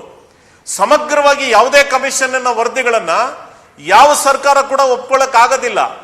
ಆದ್ರೆ ನೀವು ಬಜೆಟ್ ಫ್ರೇಮ್ ಮಾಡುವಂತ ಸಂದರ್ಭದಲ್ಲಿ ಒಂದು ಸಮಾಜವಾದಂತ ನಿರ್ಮಾಣ ಮಾಡಬೇಕು ಅಂತೇಳಿ ಅಂಬೇಡ್ಕರ್ ಅವರು ನಮ್ಮ ಸಂವಿಧಾನದಲ್ಲಿ ಏನು ಹೇಳಿದ್ದಾರೆ, ನಮ್ಮ ಪ್ರಜಾಪ್ರಭುತ್ವದ ಕಲ್ಪನೆ ಏನಿದೆ, ನಮ್ಮ ಸಂಸದೀಯ ವ್ಯವಸ್ಥೆಯ ಬದ್ಧತೆ ಏನಿದೆ, ಎಲ್ಲ ಜನರಿಗೂ ಕೂಡ ಸಾಮಾಜಿಕವಾದಂತೆ ನ್ಯಾಯ ಸಿಗಬೇಕು. ಎಲ್ಲ ಕ್ಷೇತ್ರಗಳಲ್ಲೂ ಕೂಡ ಅವರ ಪಾಲಿರಬೇಕು. ಅವರು ಅವಕಾಶಗಳನ್ನ ಪಡ್ಕೊಳ್ಬೇಕು. ಅವಕಾಶಗಳಿಂದ ಯಾರು ವಂಚಿತರಾಗಿದ್ದಾರೆ ಅವ್ರಿಗೆ ಅವಕಾಶಗಳನ್ನ ಕಲ್ಪಿಸಿಕೊಡ್ಬೇಕು. ಅದನ್ನೇ ಸಾಮಾಜಿಕ ನ್ಯಾಯ ಅಂತ ಹೇಳ್ತಕ್ಕಂಥದ್ದು. ರಾಜಕಾರಣದ ಪ್ರಶ್ನೆ ಅಲ್ಲ. ರಾಜಕಾರಣ ಬರುತ್ತೆ ಹೋಗುತ್ತೆ, ಚುನಾವಣೆಗಳು ಬರ್ತವೆ ಹೋಗ್ತವೆ. ರಾಜಕೀಯ ಪಕ್ಷಗಳ ಪ್ರಜಾಪ್ರಭುತ್ವದಲ್ಲಿ ತಮ್ಮ ಚಟುವಟಿಕೆಗಳನ್ನ ಮಾಡಲೇಬೇಕು. ಅವರವರ ಆಕ್ಟಿವಿಟೀಸ್ ಏನಿದೆ ಅದನ್ನ ಅವರವರ ವಿಚಾರಧಾರೆಗಳಿಗೆ ಅನುಗುಣವಾಗಿ ಮಾಡ್ಕೊಂಡು ಹೋಗ್ತಾರೆ. ಇದು ಪ್ರಶ್ನೆ ರಾಜಕೀಯ ಪಕ್ಷಗಳದ್ದು ಅಲ್ಲ.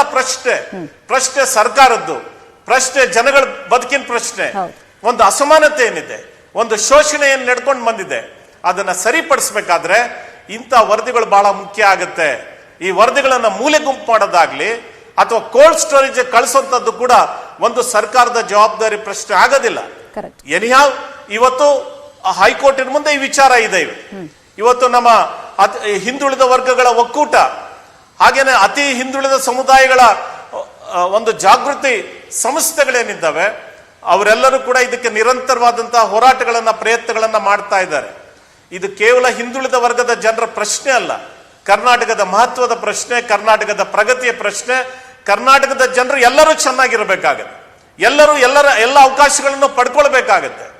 ಎಲ್ಲ ಅವಕಾಶಗಳು ಎಲ್ಲ ಕ್ಷೇತ್ರಗಳಲ್ಲಿ ಕೆಲವರಿಗೆ ಸೀಮಿತ ಆಗಬಾರದು, ಅದು ಎಲ್ಲರಿಗೂ ಹಂಚಿಕೆ ಆಗಬೇಕು. ಹಾಗಾದಾಗ ಮಾತ್ರ ನಮ್ಮ ಸಂವಿಧಾನಕ್ಕೆ ಅರ್ಥ ಬರುತ್ತೆ. Completely agree with let's not sleep over the rights of people.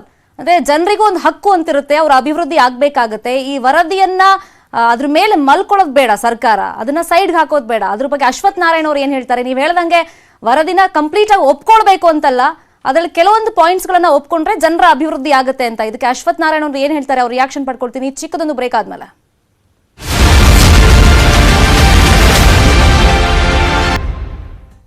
Welcome back. ಜಾತಿ ಗಣತಿ ಬಗ್ಗೆ ಮತ್ತೆ ಚರ್ಚೆನ ಮುಂದುವರಿಸ್ತಾ ಇದ್ದೀನಿ. ನಮ್ಮ ಜೊತೆ ಗೆಸ್ಟ್ಗಳು ಬಿಜೆಪಿಯಿಂದ ಅಶ್ವಥ್ ನಾರಾಯಣ್ ಇದ್ದಾರೆ, ಕಾಂಗ್ರೆಸ್ ಇಂದ ವಿ.ಆರ್. ಸುದರ್ಶನ್ ಅವರು ಮತ್ತೆ ಜಾಯ್ನ್ ಆಗಿದ್ದಾರೆ. ವೆಲ್ಕಮ್ ಬ್ಯಾಕ್ ಇಬ್ಬರಿಗೂ. ಅಶ್ವಥ್ ನಾರಾಯಣ್ ಅವರೇ, ಸುದರ್ಶನ್ ಅವರು ಒಂದಿಷ್ಟು ಪ್ರಶ್ನೆಗಳನ್ನ ನಿಮಗೆ ಕೇಳಿದ್ರು ಆಗ್ಲೇ. ಅಂದ್ರೆ ಈ ವರದಿಯನ್ನ ನೀವು ಕಂಪ್ಲೀಟ್ ಆಗಿ ಅಕ್ಸೆಪ್ಟ್ ಮಾಡ್ಕೊಳ್ಬೇಕು ಅಂತಲ್ಲ, ಫಸ್ಟ್ ನೀವು ಕೈಗೆ ಎತ್ಕೊಳ್ಳಿ. ಅದ್ರಲ್ಲೇನಾದ್ರೂ ನ್ಯೂನ್ಯತೆ ಇದೆಯಾ, ಸರಿಪಡಿಸುವಂತದ್ದು ಏನಾದ್ರೂ ಇದೆಯಾ, ಅದನ್ನ ಹೇಳಿ, ರೀಫ್ರೇಮ್ ಮಾಡಿ. ಅದನ್ನ ಬಿಟ್ಟು ಕೈಗೆ ಎತ್ಕೊಳ್ದಲೇ ಇಂಥದ್ದೆಲ್ಲ ಅಲಿಗೇಷನ್ ನೀವು ಮಾಡಬಾರ್ದು ಅಂತ ಹೇಳ್ತಿದ್ರು ಆಗ್ಲೇ. ನೀವು ಹೇಳ್ತಾ ಇದ್ರಲ್ಲ, ಪೇಪರ್ ಅಲ್ಲಿ ಲೀಕ್ ಆಯ್ತು, ಕಾಂಗ್ರೆಸ್ ಅಲ್ಲಿ ಅಪಸ್ವರ ಬಂತು ಅಂತೆಲ್ಲ.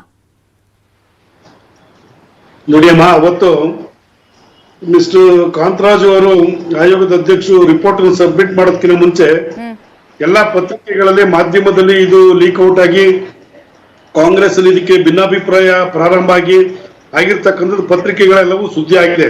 ಅದು ನಾನು ಅದ್ರ ಬಗ್ಗೆ ಚರ್ಚೆ ಮಾಡ್ಲಿಕ್ಕೆ ಹೋಗಲ್ಲ. ಈಗ ಒಂದೇನಂದ್ರೆ ಈಗ ಈ ಸರ್ಕಾರ ಬಂದ್ಮೇಲೆ ಮೊನ್ನೆ ಜಯಪ್ರಕಾಶ್ ಹೆಗ್ಡೆ ನೇಮಕ ಆಗಿದೆ. ಅವರು ಕ್ಲಿಯರ್ ಆಗಿ ಹೇಳಿದ್ರೆ ನಾನು ಈ ರಿಪೋರ್ಟ್ ನ ಯಾಕೆಂದ್ರೆ ಸುಮಾರು ಒಂದು 20 ಸಂಪುಟದಲ್ಲಿ ಈ ರಿಪೋರ್ಟ್ ಅನ್ನ ಕೊಟ್ಟಿದ್ದಾರೆ ಅಂತ ನಾವು ಕೇಳ್ಪಟ್ಟಿದ್ದೀವಿ. ಈ ರಿಪೋರ್ಟ್ ನ ಪೂರ್ಣ ಪ್ರಮಾಣದಲ್ಲಿ ಸ್ಟಡಿ ಮಾಡಿ ನಾನು ಆಮೇಲೆ ಸರ್ಕಾರದ ವ್ಯಾಪ್ತಿಗೆ ನಾನು ತಗೊಂಡ್ಬರ್ತೀನಿ, ಇದನ್ನ ಟೇಬಲ್ ಮಾಡ್ಲಿಕ್ಕೆ ನಾನು ಸರ್ಕಾರಕ್ಕೆ ವರದಿಯನ್ನ ಸಲ್ಲಿಸ್ತೀನಿ ಅನ್ನತಕ್ಕಂಥ ಮಾತನ್ನು ಹೇಳಿದ್ರೆ, ವರದಿ ಸಲ್ಲಿಸಿದ್ಮೇಲೆ ಸರ್ಕಾರ ಅದನ್ನ ಟೇಬಲ್ ಮಾಡ್ಲೇಬೇಕು, ಅದ್ರಲ್ಲಿ ಇಲ್ಲ ಅಂತ ಹೇಳಲಿಕ್ಕೆ ಆಗೋದಿಲ್ಲ. ಈ ದೃಷ್ಟಿನಲ್ಲಿ ಈ 18 ತಿಂಗಳು ಕುಮಾರಸ್ವಾಮಿ ಅವರು ಕಾಂಗ್ರೆಸ್ ಇತ್ತು, ಅದಕ್ಕೆ ಮುಂಚೆ 3 ವರ್ಷಗಳ ಕಾಲ ಮುಖ್ಯಮಂತ್ರಿ ಸಿದ್ದರಾಮಯ್ಯನವರು ಇದ್ರು. ಈಗ ನಾವು ಯಡಿಯೂರಪ್ಪನವ್ರು ಬಂದ್ಮೇಲೆ 2 ವರ್ಷದೊಳಗಡೆ ಈಗ ಕೊನೆಯ ಅವಧಿ ಸಂದರ್ಭದಲ್ಲಿ ಸಿದ್ದರಾಮಯ್ಯನವರು ಈ ರಿಪೋರ್ಟಿನ ಬಗ್ಗೆ ಜ್ಞಾಪಕ ಬಂದಿದೆ. ಇವತ್ತು ಇದು ಚರ್ಚೆಗೆ ತಗೊಂಡ್ಬರ್ತಾ ಇದ್ರೆ ನೋಡಿ, ಈ ಹಿಂದೆ ಈ ತರದ ರಿಪೋರ್ಟ್ ನೀವು ತಾವೇ ಉಲ್ಲೇಖ ಮಾಡಿರಿ, ಸದಾಶಿವ ಆಯೋಗದ ಬಗ್ಗೆ ಏನಾಯ್ತು ಅಂತೇಳಿ. ಇದಕ್ಕೆ ಮುಂಚೆ ವೀರಪ್ಪ ಮೊಯ್ಲಿಯವರು ಪಾರ್ಲಿಮೆಂಟ್ ಅಲ್ಲಿ ಚರ್ಚೆ ಮಾಡಿದ್ದಾರೆ ಇದ್ರ ಬಗ್ಗೆ.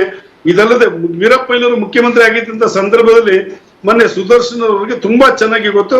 ಚಿನ್ನಪ್ರೆಡ್ಡಿ ವರದಿ ಆಯೋಗವನ್ನ ಜಾರಿಗೆ ತಂದಂತ ಸಂದರ್ಭದಲ್ಲಿ ರಾಜ್ಯದಲ್ಲಿ ಏನೇನು ಅಲ್ಲೋಲ ಕಲ್ಲೋಲ ಆಯ್ತು, ಮತ್ತೆ ಏನು ಇದ್ರ ಬಗ್ಗೆ ಯಾವ ರೀತಿ ಒಂದು ವಾತಾವರಣ ಪೊಲಿಟಿಕಲ್ ಯಾವ ರೀತಿ ಕ್ರಿಯೇಟ್ ಆಯ್ತು ಅನ್ನತಕ್ಕಂಥ ಸುದರ್ಶನ್ ಅವ್ರಿಗೆ ತುಂಬಾ ಚೆನ್ನಾಗಿ ಗೊತ್ತಿದೆ. ಈ ದೃಷ್ಟಿಯಿಂದ ಇದು ಬಹಳ ಸೂಕ್ಷ್ಮ ಆಗಿರ್ತಕ್ಕಂಥ ವಿಚಾರ ಇರೋದು. ಜಾತಿಗೆ ಈ ರಿಸರ್ವೇಶನ್ಸ್ ಕೊಡೋದ್ರ ಬಗ್ಗೆ, ಮತ್ತೆ ಸಾಮಾಜಿಕ ನ್ಯಾಯ ಕೊಡೋದ್ರ ಬಗ್ಗೆ, ಆರ್ಥಿಕ ಸಮೀಕ್ಷೆ ಮಾಡೋದ್ರ ಬಗ್ಗೆ ಯಾರ್ದು ಯಾವ ಪಾರ್ಟಿಯವ್ರದ್ದು ವಿರೋಧ ಏನಿಲ್ಲ ಇದ್ರಲ್ಲಿ.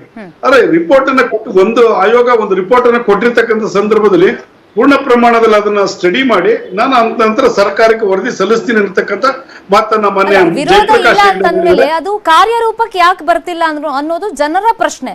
ಈಗ ನೋಡಿ, ಜನಸಾಮಾನ್ಯರ ಏಳಿಗೆ ಆಗ್ಬೇಕು ಅಥವಾ ಅಭಿವೃದ್ಧಿ ಆಗ್ಬೇಕು, ಯೋಜನೆಯನ್ನ ರೂಪಿಸಬೇಕು ಅಂತಂದ್ರೆ ಒಂದು ವರದಿ ಅಂತ ಇರ್ಬೇಕಾಗತ್ತೆ, ಒಂದು ಡೇಟಾ ಅಂತ ಇರ್ಬೇಕಾಗತ್ತೆ. ಅದಿಲ್ವಲ್ಲ, ಸುಪ್ರೀಂ ಕೋರ್ಟ್ ಅದ್ರ ಬಗ್ಗೆ ಹೇಳಿದೆಯಲ್ಲ. ಇಲ್ಲ, ನೀವು ಸರ್ಕಾರಕ್ಕೆ ರಿಪೋರ್ಟ್ ಸಬ್ಮಿಟ್ ಮಾಡಿದ್ಮೇಲೆ ಅದ್ರ ಬಗ್ಗೆ ಚರ್ಚೆ, ಪರ ವಿರೋಧ, ಪಾಸಿಟಿವ್ ನೆಗೆಟಿವ್ಸ್ ಮತ್ತೆ ಇದ್ರ ಬಗ್ಗೆ ಏನೇನಿದೆ ಅನ್ನೋಂತ ತಿಳ್ಕೊಳಕ್ ಸಾಧ್ಯ. ರಿಪೋರ್ಟೇ ಚರ್ಚೆ, ರಿಪೋರ್ಟ್ ಟೇಬಲ್ ಮಾಡಿದ್ಮೇಲೆ ಸರ್ಕಾರಕ್ಕೆ ಬಂದ್ಮೇಲೆ, ಸರ್ಕಾರ ಟೇಬಲ್ ಮಾಡಿದ್ಮೇಲೆ ಇದ್ರ ಬಗ್ಗೆ ಪರ ವಿರೋಧ ಏನು ಅನ್ನತಕ್ಕಂಥದ್ದು ಚರ್ಚೆಗೆ ಬರ್ತದೆ. ಅದ್ಯಾಕೆ ಸಾಧ್ಯವಾಗ್ತಿಲ್ಲ ಹಾಗಾದ್ರೆ ಸುದರ್ಶನ್ ಅವರೇ, ಯಾಕೆ ಸಾಧ್ಯವಾಗ್ತಿಲ್ಲ? ಈಗ ನಮ್ ತನಕ ಬಂದಿಲ್ಲ ಅಂತಾರೆ ಅಶ್ವಥ್ ನಾರಾಯಣ ಅವರು. ನೋಡಮ್ಮ, ಒಂದೇನು ಅಂತಂದ್ರೆ ಒಂದು ಈಗಾಗಲೇ ವರದಿಯನ್ನ ಸಂಬಂಧಪಟ್ಟಂತ ಇಲಾಖಾ ಕಾರ್ಯದರ್ಶಿಗೆ ಕಾಂತರಾಜ್ ಅವರು ಅಧ್ಯಕ್ಷರಾಗಿ ಆ ಸಮಿತಿಯ ಸದಸ್ಯರುಗಳು ಸಲ್ಲಿಸಿದ್ದಾರೆ. It is before the government, it is before the department. ಈಗ 102ನೇ ಅಮೆಂಡ್ಮೆಂಟ್ ಕೇಂದ್ರದಲ್ಲಿ ಪಾರ್ಲಿಮೆಂಟ್, ಕೇಂದ್ರ ಸರ್ಕಾರ ಒಂದು ಅಮೆಂಡ್ಮೆಂಟ್ಗಳನ್ನ ತಗೊಂಡ್ ಬಂದ್ರು ನಮ್ಮ ಸಂವಿಧಾನಕ್ಕೆ. ರಾಜ್ಯ ಸರ್ಕಾರಗಳಿಗಿದ್ದಂತ ಅಧಿಕಾರವನ್ನು ವಾಪಸ್ ತಗೊಂಡ್ರು. ಆದ್ರೆ ಒಂದು ಒಳ್ಳೆ ಪ್ರಯತ್ನ ಕೇಂದ್ರ ಸರ್ಕಾರದಿಂದ ಆಯ್ತು. ಪರ್ಮನೆಂಟ್ ಬ್ಯಾಕ್ವರ್ಡ್ ಕ್ಲಾಸ್ ಕಮಿಷನ್ ಏನಿದ್ದಾವೆ ಅದಕ್ಕೆ ಸಂವಿಧಾನಬದ್ಧವಾದಂಥ ಮಾನ್ಯತೆಯನ್ನು ಕೊಡುವಂಥ ಪ್ರಯತ್ನ ಇವತ್ತಿನ ಕೇಂದ್ರ ಸರ್ಕಾರದಿಂದ ಆಯಿತು. ಆದರೆ ಬಹಳ ಅದಕ್ಕೆ ವ್ಯಾಪಕವಾದ ಟೀಕೆಗಳು ಬಂತು. ರಾಜ್ಯಗಳಿಗೆ ಇದ್ದಂಥ ಅಧಿಕಾರವನ್ನು ಇವರು ಕಸಿದುಕೊಂಡು ಒಕ್ಕೂಟದ ವ್ಯವಸ್ಥೆಗೆ ಇದು ಸಂವಿಧಾನ ಬಾಹಿರವಾದಂಥ ಕ್ರಮವನ್ನು ಕೈಗೊಂಡಿದ್ದೀರಿ. ಹಿಂದುಳಿದ ವರ್ಗಗಳ ಸಂಘಟನೆಗಳಿಂದ ವ್ಯಾಪಕವಾದಂಥ ಟೀಕೆ ಬಂತು. ರಾಜ್ಯ ಸರ್ಕಾರಗಳ ಕಡೆಯಿಂದನೂ ಕೂಡ ಸಲಹೆಗಳು, ಟೀಕೆಗಳು ಬಂತು. ಮತ್ತು ಇದರ ಪರಿಣಾಮ ಸುಪ್ರೀಂ ಕೋರ್ಟ್ ಅವರು ಕೂಡ ಇವರಿಗೆ, ಕೇಂದ್ರ ಸರ್ಕಾರಕ್ಕೆ ಮಾರ್ಗದರ್ಶನ ಮಾಡಿದ್ರು. ನೀವು ಹೀಗೆ ಮಾಡಿರ್ತಕ್ಕಂಥದ್ದು ಸರಿಯಲ್ಲ. ಮೇ 5ನೇ ತಾರೀಕೇನು ಸುಪ್ರೀಂ ಕೋರ್ಟ್ ಒಂದು ತೀರ್ಪು ಮಹಾರಾಷ್ಟ್ರದ ಸರ್ಕಾರಕ್ಕೆ ಸಂಬಂಧಪಟ್ಟಾಗೆ, ಮರಾಠ ಸಮುದಾಯದ ಸಮಸ್ಯೆಗಳಿಗೆ ಸಂಬಂಧಪಟ್ಟಾಗೆ ಅಭಿಪ್ರಾಯಗಳನ್ನ ಸುಪ್ರೀಂ ಕೋರ್ಟ್ ಅವರು ತಿಳಿಸಿದ ಮೇಲೆ 127ನೇ ಅಮೆಂಡ್ಮೆಂಟ್ ಸಂವಿಧಾನಕ್ಕೆ ತಗೊಂಡ್ ಬರುವಂತ ಪ್ರಯತ್ನ ಮಾಡಿದ್ದಾರೆ. ಇವತ್ತು ರಾಜ್ಯ ಸರ್ಕಾರಗಳಿಗೆ ವಾಪಸ್ ಬಂದಿದೆ. ಈಗ ಕರ್ನಾಟಕಕ್ಕೆ ಸಂಬಂಧಪಟ್ಟಾಗ ನಾವು ಹೇಳೋದಾದ್ರೆ 1874ರಲ್ಲಿ ಕೃಷ್ಣರಾಜ ಒಡೆಯರ್ ಅವರು ಈ ರಾಜ್ಯದ ಸ್ಥಿತಿಗತಿಗಳನ್ನು ನೋಡಿ ಮೈಸೂರು ಸಂಸ್ಥಾನದಲ್ಲೇ ಅವತ್ತು ಮೀಸಲಾತಿಯನ್ನು ಕೊಟ್ಟರು ಕೃಷ್ಣರಾಜ ಒಡೆಯರ್. ಬಹಳ ಪ್ರಗತಿಪರವಾದಂತ ಧೋರಣೆ ಇದ್ದಂತ ಒಬ್ಬ ಮಹಾರಾಜ. ಅದಾದ್ಮೇಲೆ ಡಾಕ್ಟರ್ ಹಾವ್ನೂರ್ ಅವರ ವರದಿ ಆಧಾರದ ಮೇಲೆ, ಸ್ಯಾಂಪಲ್ ವರದಿ ಆಧಾರದ ಮೇಲೆನೆ ಒಬ್ಬ ಪ್ರಗತಿಪರವಾಗಿ ಆಲೋಚನೆಯನ್ನ ಮಾಡಿದಂತ ಸಾಮಾಜಿಕ ನ್ಯಾಯ ಮತ್ತು ಸಾಮಾಜಿಕವಾದಂತಹ ಹಾರ್ಮೋನಿ ಏನಿದೆ ಅವೆರಡನ್ನೂ ಕೂಡ ಗಮನದಲ್ಲಿ ಇಟ್ಕೊಂಡು ಸಾಮಾಜಿಕ ನ್ಯಾಯದ ಬಗ್ಗೆನೇ ಮಾತಾಡೋದಾದ್ರೆ ಸುದರ್ಶನ್ ಅವರೇ, ಈಗ ನೋಡಿ, ಟ್ರಾನ್ಸ್ಜೆಂಡರ್ ಅವರಿಗೆ ಯಾವ ಜಾತಿ, ಯಾವ ಸಮುದಾಯಕ್ಕೆ ಸೇರಿಸಬೇಕು, ಯಾವ ತರ ಆರ್ಥಿಕ ಪ್ರಗತಿ ಆಗ್ಬೇಕು ಅದ್ರ ಬಗ್ಗೆ ಉಲ್ಲೇಖ ಇಲ್ಲ. ಅನಾಥ ಮಕ್ಕಳು, ಸೊ ಅವ್ರನ್ನೆಲ್ಲ ಕನ್ಸಿಡರ್ ಮಾಡಿದಾಗ ಅವ್ರ ಏಳಿಗೆ ಆಗ್ಬೇಕು ಅಂತ ಅನ್ಸಲ್ವಾ ಸಮಾಜದಲ್ಲಿ? ಇವತ್ತು ರಾಜ್ಯ ಸರ್ಕಾರ ಮಾಡಬೇಕಾಗಿರುವಂತ ಜವಾಬ್ದಾರಿ ಏನು ಅಂತ ಹೇಳಿದ್ರೆ, ಅಲ್ಲಲ್ಲ ಈಗ ಸರ್ಕಾರ ಕರ್ನಾಟಕದಲ್ಲಿ ಮಾಡಬೇಕಾಗಿರುವಂತದ್ದು ಏನು ಅಂತಂದ್ರೆ, ಇವತ್ತು ಅನೇಕ ಬೇಡಿಕೆಗಳಿದ್ದಾವೆ. ಸರ್ಕಾರ ಮುಂದುವರೆದವ್ರಿಗೂ ಸರ್ಕಾರನೇ, ಹಿಂದುಳಿದವ್ರಿಗೂ ಸರ್ಕಾರ ಇರಬೇಕಾಗತ್ತೆ, ಶೋಷಿತರಿಗೂ ಸರ್ಕಾರನೇ. ಹಾಗೆ ಎಲ್ಲರನ್ನೂ ಗಮನದಲ್ಲಿ ಇಟ್ಕೊಂಡೇ ತೀರ್ಮಾನಗಳನ್ನ ತಗೋಬೇಕಾಗತ್ತೆ ಸರ್ಕಾರ. ಆದ್ರೆ ಆದ್ಯತೆ ಯಾರಿಗೆಪ್ಪ ಅಂತ ಹೇಳಿದ್ರೆ, ಯಾರು ನಿಜವಾಗ್ಲೂ ಶೋಷಿತಿದ್ದಾರೆ, ಯಾರು ರೈತರಿದ್ದಾರೆ, ಯಾರು ಕಾರ್ಮಿಕರಿದ್ದಾರೆ, ಯಾರು ಮಹಿಳೆಯರಿದ್ದಾರೆ, ಯುವಕರಿದ್ದಾರೆ, ಇವ್ರಿಗೆ ಆದ್ಯತೆಯನ್ನ ಸರ್ಕಾರಗಳು ಕೊಡ್ತಾ ಹೋಗ್ಬೇಕಾಗತ್ತೆ, ಕಾರ್ಮಿಕರಿಗೆ ಆದ್ಯತೆಯನ್ನ ಕೊಡ್ತಾ ಹೋಗ್ಬೇಕಾಗತ್ತೆ. ಇದರ ಆಧಾರದ ಮೇಲೆ ಇಂಥ ವರದಿಯನ್ನ ಚರ್ಚೆ ಮಾಡೋದ್ರ ಮುಖಾಂತರ ಈಗ 50% ಮಿತಿ ಏನಿದೆ ಇವತ್ತು ಮೀಸಲಾತಿಗೆ, ಇದು ಸಾಕಾಗೋದಿಲ್ಲ. ಇವತ್ತೇನು ಎಲ್ಲ ಕಡೆ ಬೇಡಿಕೆಗಳೇನು ಬಂದಿದ್ದಾವಲ್ಲ, ಇದರಿಂದ ಇವತ್ತು ತಮಿಳುನಾಡಿನಲ್ಲಿ 69% ಮೀಸಲಾತಿ ಇದೆ. ಪಾರ್ಲಿಮೆಂಟಿನ ಶೆಲ್ಟರ್ ತಗೊಂಡಿದ್ದಾರೆ ಅವರು, 9th ಶೆಡ್ಯೂಲ್ಗೆ ಹಾಕೋದ್ರ ಮುಖಾಂತರ ಶೆಲ್ಟರ್ ಇದೆ ಅದಕ್ಕೆ. ಹಾಗೆ ಕರ್ನಾಟಕದಲ್ಲೂ ಕೂಡ ನೀವು 69% ಮೀಸಲಾತಿಯನ್ನ ಜಾರಿಗೆ ತಂದು ಹಿಂದುಳಿದ ವರ್ಗದ ಜನರಿಗೆ, ಈಗ ಪರಿಶಿಷ್ಟ ಜಾತಿ ವರ್ಗದವರು ಕೂಡ ಪ್ರಪೋರ್ಷನೇಟ್ ಟು ದೇರ್ ಪಾಪ್ಯುಲೇಷನ್, ಅವರ ಜನಸಂಖ್ಯೆ ಆಧಾರದ ಅನುಗುಣವಾಗಿ ಮೀಸಲಾತಿಯನ್ನು ಕೊಡಬೇಕು ಅಂತ ಕೇಳ್ತಾ ಇದ್ದಾರೆ. ಕೇಳ್ಬಿಡ್ತೀನಿ ಸುದರ್ಶನ್ ಅವರೇ, ಟೈಮ್ ಸ್ವಲ್ಪ ಕಡಿಮೆ ಇದೆ, ಇದಕ್ಕೆ ಅವ್ರ ಉತ್ತರ ಕೇಳ್ಬಿಡೋಣ. ಈಗ ನೋಡಿ ಸರ್, ಅವ್ರು ಹೇಳ್ತಿರೋದು ಮೀಸಲಾತಿ ಪರ್ಸೆಂಟೇಜ್ ಏನಿದೆ ಅದನ್ನ ಜಾಸ್ತಿ ಮಾಡಬೇಕು, ಮತ್ತೆ ಆದ್ಯತೆ ಮೇರೆಗೆ ಸರ್ಕಾರ ಇದನ್ನ ಗಮನದಲ್ಲಿ ಇಟ್ಕೋಬೇಕಾಗತ್ತೆ ರೈತರಿಗೆ, ಮತ್ತೆ ಯಾರು ನಿಜವಾಗ್ಲೂ ಆರ್ಥಿಕವಾಗಿ ಹಿಂದುಳಿದಿದ್ದಾರೆ. ನೀವು ಪೊಲಿಟಿಕಲ್ ಇಂಟ್ರೆಸ್ಟ್ ಇಂದ ಮಾಡೋದು ಬೇಡ, ಜನರ ಹಿತದೃಷ್ಟಿಯಿಂದ ಮಾಡಿ.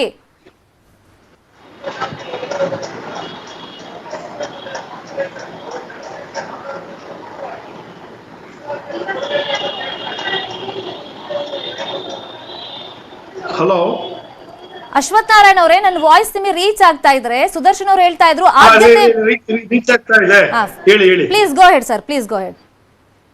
ಈಗ ನೋಡಿ, ಮೀಸಲಾತಿ ಬಗ್ಗೆ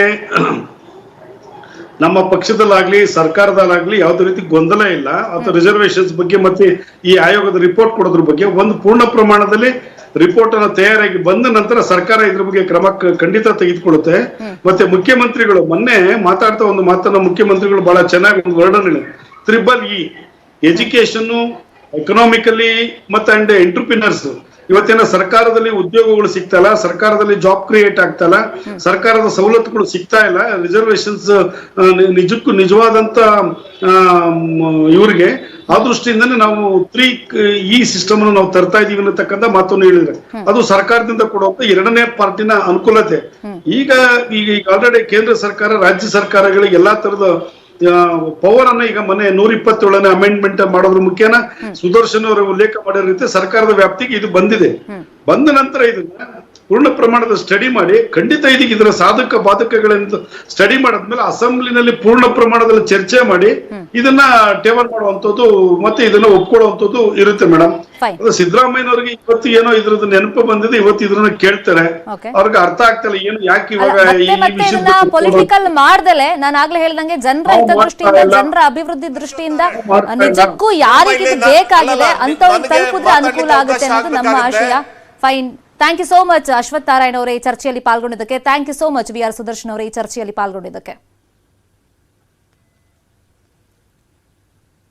ಇನ್ಸೈಡ್ ಸುದ್ದಿಯಲ್ಲಿ ಮತ್ತಷ್ಟು ಸುದ್ದಿ ನೋಡೋದು ಬಾಕಿ ಇದೆ, ಬ್ರೇಕ್ ಆದ್ಮೇಲೆ.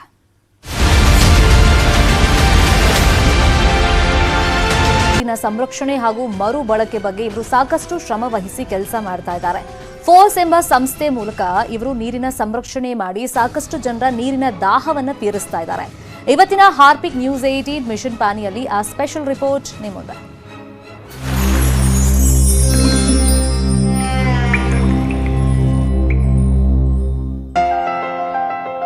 I'm Jyoti Sharma.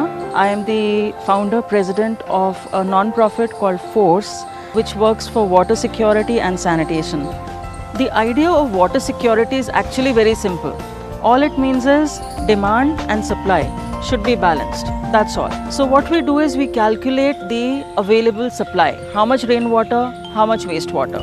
That's one side of the balance sheet, and the other side of the balance sheet is how much water do people need.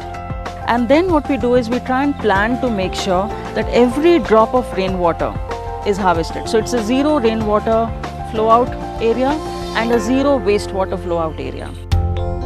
So what you see here is an example of a rainwater harvesting structure. Now what is this doing? As you can see, these are DDF flats. What it's doing is there is a stormwater drainage system that exists in such areas. It's just tapping into that stormwater drainage system. So all the water automatically we will bring it here. There is some cleaning that is done so that the water does not contaminate to groundwater, and it just percolates into the ground. And it's as simple as that, nothing more. And this is the kind of thing we've done in thousands of places. If you visit our website, you will see something called a Blue Delhi Declaration. So we actually did a calculation for 7 of the biggest cities in the country, including Delhi.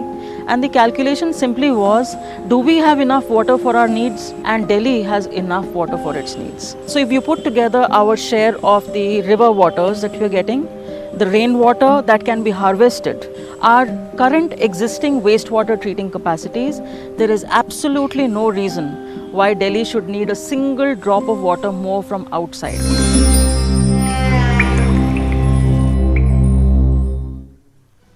ಇದಾಗಿತ್ತು ಇವತ್ತಿನ inside story. ನೋಡ್ತಾ ಇರಿ news 18 Kannada. ಜಾಲ ನಮ್ಮದು, ಬಲ ನಿಮ್ಮದು.